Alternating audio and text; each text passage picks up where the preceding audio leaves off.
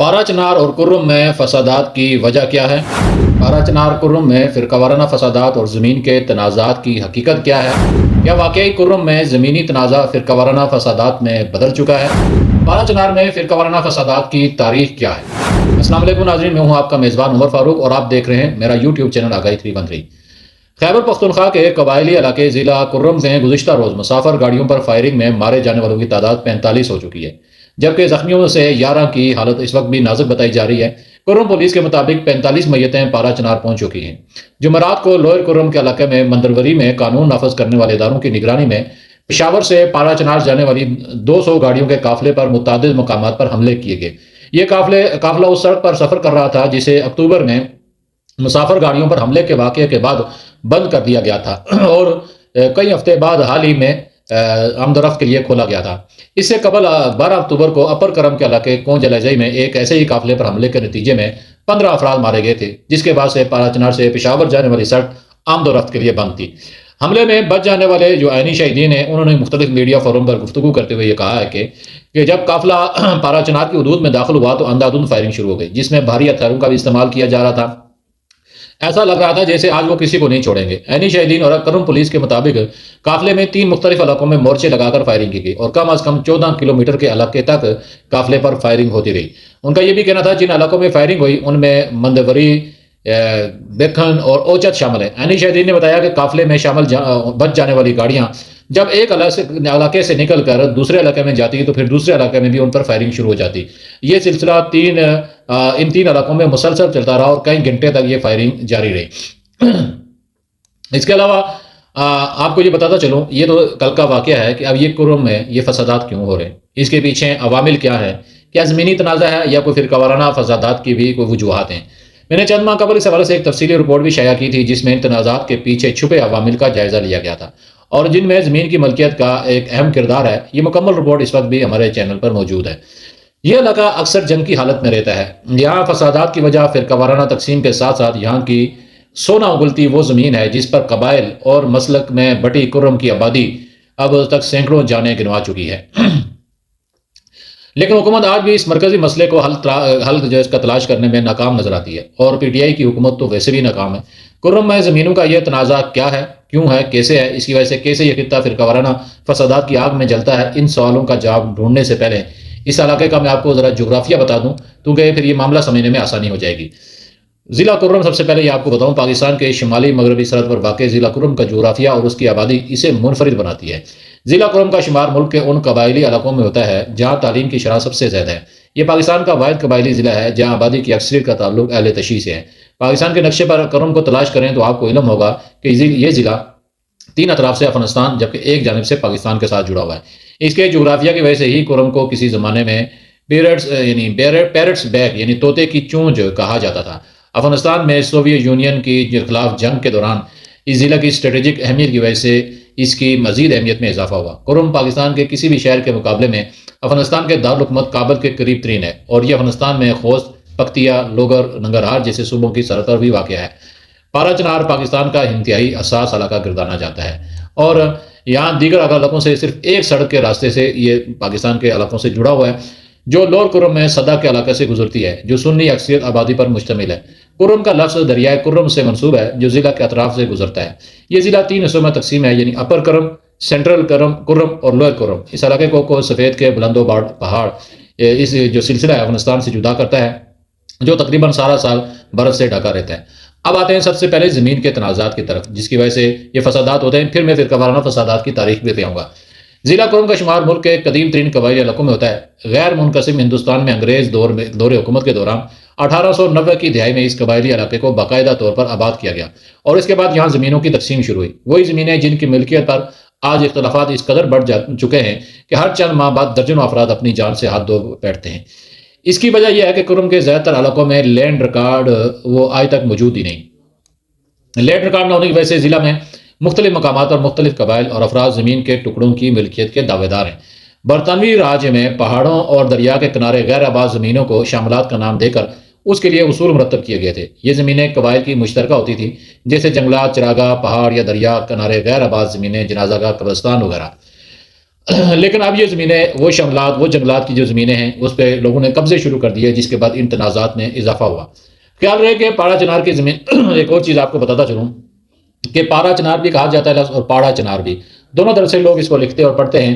تو آپ کو بتا رہا تھا کہ پاڑا چنار کی زمین کا شمار قبائلی علاقوں کی زرخیز زمینوں میں ہوتا ہے۔ سبز و سبز شاہداب اور پانی کے وافر ذخائر ہونے کے باعث یہاں کی فصلیں اور باغات مشہور ہیں، جن میں چاول، سبزیاں اور میوہ جات کی خصوصی شہرت حاصل ہے انہیں۔ اس علاقے کے چاول اتنے مشہور تھے کسی دور میں کہ پرانے وقتوں میں لوگ انہیں کھانے کے لیے خصوصی طور پر اپنے رشتہ داروں کے ہاں کرم جایا کرتے تھے، مگر اب ایسا سوچنا بھی ممکن نہیں۔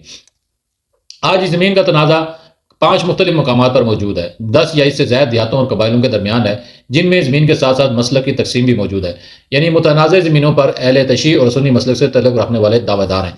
ویسے میں نے اس پہ جب تحقیق کی تو یہ تقریباً 55 یا 60 کے قریب زمینوں کے وہ ٹکڑے ہیں جن پہ پھڈا ہے، لیکن 4-5 جو مشہور لڑائیاں جن پہ ہوتی رہتی ہیں وہ صرف آپ کے سامنے رکھتا ہوں، چونکہ پروگرام طویل ہو جائے گا اگر میں سب کا احاطہ کروں گا۔ سب سے بڑا ہے پیواڑ اور گیدو تیری منگل۔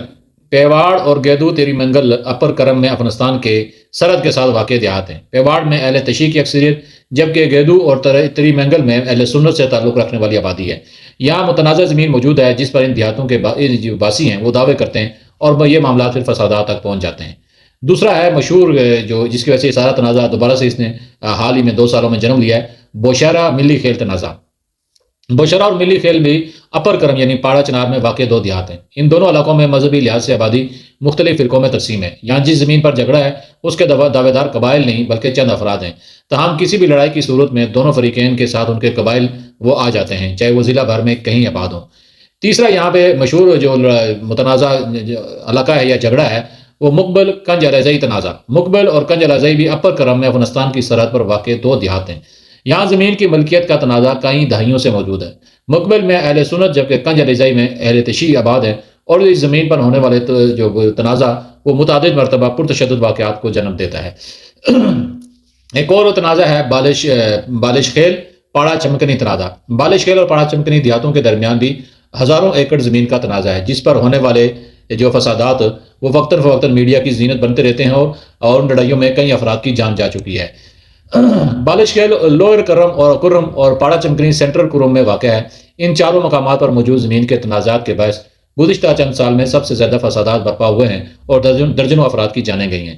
ایک اور تنازع ہے قوم بنگش حمزہ خیل تنازع۔ اس بنگش قوم کے جو کرم ضلع کے مختلف دیہاتوں میں پھیلی ہوئی ہے، اور ترا حمزہ خیل قوم جو لوئر دوئر میں شور کور کے علاقے میں آباد ہے، ان دونوں کے درمیان بھی زمین کا ایک بڑا تنازع موجود ہے جو اس فسادات کا سبب بنتا ہے۔ تو یہ وہ تنازعات ہیں جو گزشتہ کئی سالوں سے، کئی دہائیوں سے، بلکہ 1 صدی سے زیادہ سے ہو گیا، ان میں تنازعات ہیں، اور یہ اب فرقہ وارانہ فسادات میں تبدیل ہو چکے ہیں۔ کیا سوال یہ ہے کہ صرف زمینی تنازعات ہی فرقہ واریت کو فسادات کو ہوا دیتے ہیں، یا اس کے علاوہ بھی کوئی وجہ بھی ہے؟ اگرچہ کچھ برسوں میں ایسے فسادات کی وجہ بظاہر زمین کے کسی نہ کسی ٹکڑے پر ہونے والی لڑائی ہی تھی، لیکن ماضی میں ضلع کرم میں زمین کے ملکیت کے تنازع کے علاوہ بھی فرقہ وارانہ فسادات کی ایک لمبی تاریخ موجود ہے۔ کرم میں پہلی فرقہ وارانہ لڑائی 1938 میں اس وقت ہوئی جب غیر منقسم ہندوستان کے شہر لکھنؤ میں شیعہ سنی فسادات کا آغاز ہوا۔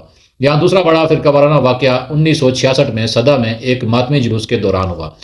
یہاں تیسرا بڑا واقعہ 1971 میں جامع مسجد پاڑا چنار کی مینار کی تعمیر کے وقت ہوا، اور پھر چوتھا بڑا واقعہ 1977 میں جامع مسجد پاڑا چنار کے مؤذن پر قاتلانہ حملے کے بعد فسادات کی صورت میں ہوا۔ پانچواں بڑا واقعہ 1992 میں صدا میں ہوا۔ 14 سال بعد 1996 میں توہین مذہب کے الزامات کے بعد لڑائی شروع ہوئی، اور پھر پاڑا چنار ہائی اسکول میں سنی طالب علموں کے قتل کے بعد بڑے پیمانے پر فسادات ہوئے۔ اب اسی طرح آگے چلیں، 2001 میں افغانستان پر امریکی حملے کے بعد القاعدہ، طالبان سمیت دیگر تنظیمیں یہاں وجود میں آئی، تو ایران کی طرف سے زینبیون، فاطمیون اور حزب اللہ جیسی تنظیموں کو کھڑی کرنے کے بعد یہاں فرقہ وارانہ فسادات کو ہوا دی گئی، اور پھر یہ علاقہ اس کے بعد فرقہ وارانہ فسادات کا مرکز بن گیا۔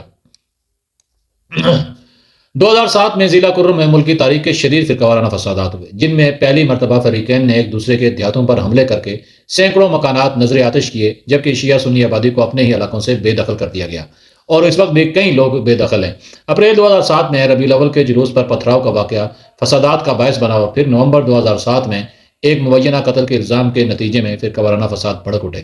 یہ فسادات اس قدر شدید تھے کہ ایک امتحانی حال میں ڈیوٹی پر موجود اساتذہ کو قتل کر کے ان کی لاشوں کو جلا دیا گیا، جبکہ مسافر گاڑیاں روک کر سواریوں کو گولیاں مار کر مار دیا گیا۔ اسی سال لوگوں کی ایک بڑی تعداد وہاں سے پھر نقل مکانی پر مجبور ہوئی۔ ان علاقوں میں طالبان کا بھی کافی اثر و رسوخ رہا۔ اس سے قبل 2007 کے فسادات کے باعث علاقے کی مرکزی ٹل پاڑا چنار شاہراہ تقریباً 4 سال تک عام ٹریفک کے لیے بند رہی اور سیکیورٹی فورسز کی نگرانی میں جانے والے قافلے بھی شدت پسندانہ حملوں سے محفوظ نہ رہے۔ پھر پشاور سے خصوصی پروازوں کا آغاز کیا گیا، جبکہ بیشتر آبادی افغانستان کے پکتیا، گردیز، کابل، تورخم روڈ کا استعمال کرتے ہوئے پاکستان اپنے علاقوں میں پہنچتی تھی۔